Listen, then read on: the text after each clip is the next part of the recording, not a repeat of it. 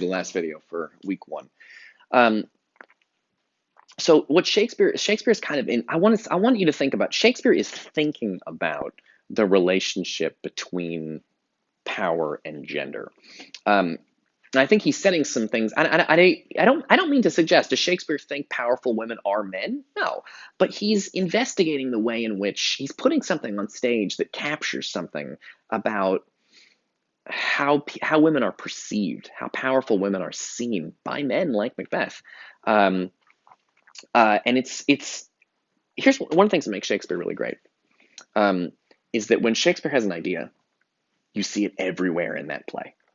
You're going to see this. In fact, if you watch the movie, it doesn't seem like it's a movie about men and women. But when I'm going to point out to you, every page of the play, there is some kind of discussion of the relationship between men and women, between masculinity and femininity. Um, Definitions of are men violent, are men evil, are men powerful, what are women like, are they nurturing, are they caring, are there, what are the options, sort of gender options for each, what are the expectations for each gender is something that comes up a lot in this play. So it's one of my favorite things about Shakespeare is that's why you can tell he's a thinker, because he doesn't just put like a random thought in one page of the play.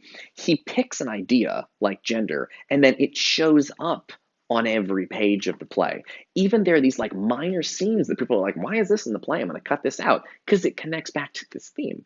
So the whole idea that people feel like women who become powerful are becoming like men, which we just saw with the witches and the beards, comes up again immediately with Lady Macbeth.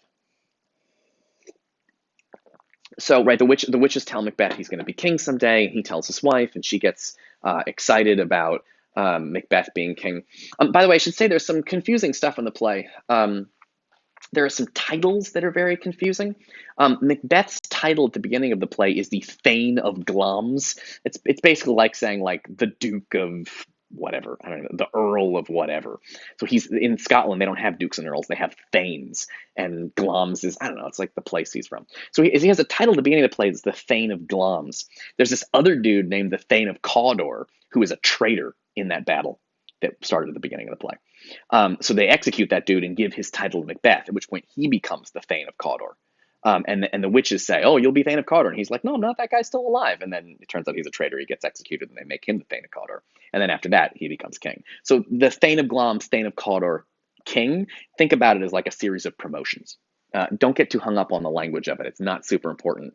A Thane is just like a duke or an earl or a princess or whatever. It's like one of those. It's like a rank in the nobility or whatever, but it's Scottish. So it's the word Thane is unfamiliar to you because it's Scottish. But I'm assuming you know like duke and earl and whatever. So Lady Macbeth hears about this, and both of them have a very similar reaction, which is that they're like, "Oh, the witches are like, Macbeth, you'll be king someday." And they say he'll be Thane of Cawdor, and he's like, "I can't be Thane of Cawdor, that guy's still alive." And then it turns out that guy got executed. And they're like, "You're going to be king." And he's like, "Well, how there currently is a king, so what's going to happen to that guy?"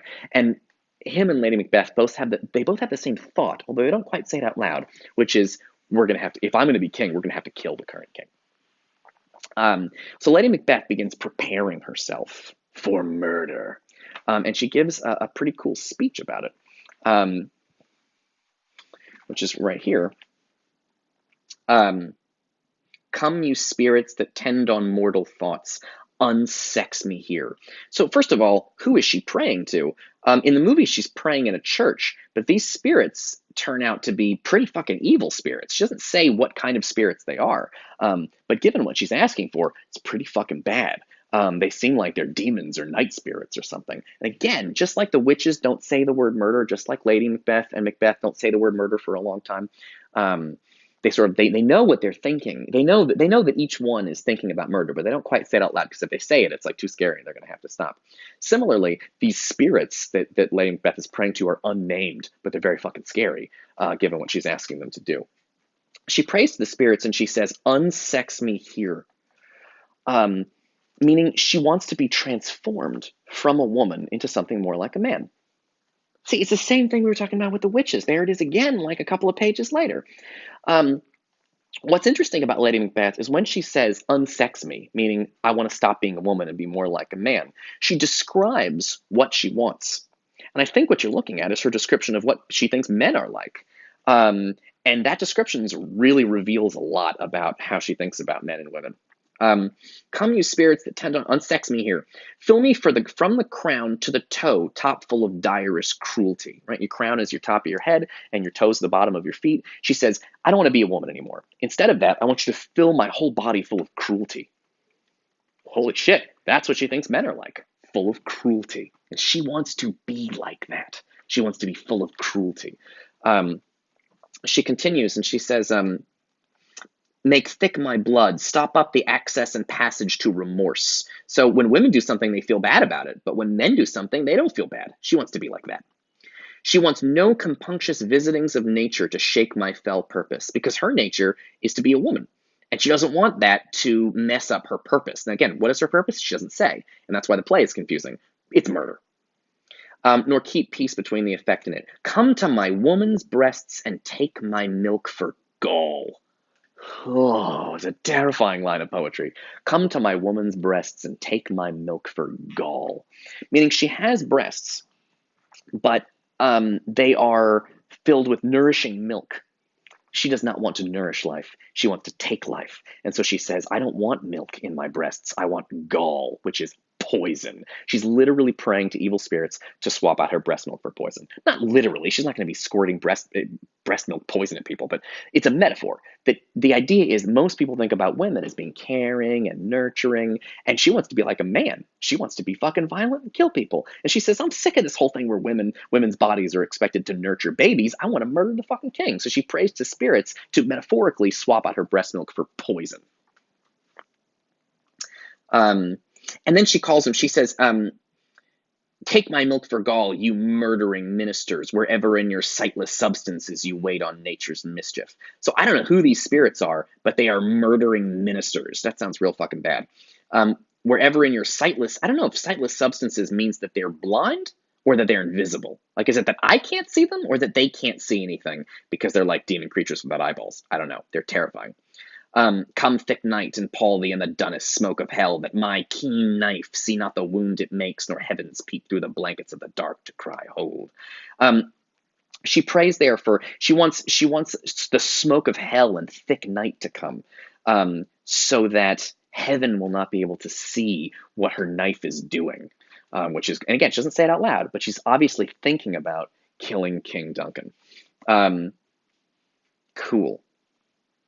She wants her knife not to see the wound it makes. That's a cool way to say that. That's the special effect. See, that's like the fight scene or the special effect. It's cool poetry instead. Awesome. Well, this is going really well. I'm going to include a couple of clips here. I'm going to see if I can find a clip of witches with beards, and I'm also going to see if I can find a clip of Lady Macbeth doing this speech. I'm going to try to, by the way, to keep my clips not of the Fassbender movie, because hopefully you've already seen that. And I'm going to try to have the clips as much as possible come from different movies. I don't want to show you a bunch of clips from the same movie. Cool, and that's it. We've made our way into Macbeth. So take the week and get things done, and go to the discussion board and talk about some of this stuff. I would like your opinions on this, your examples, questions you have, things you want to talk about, that kind of stuff.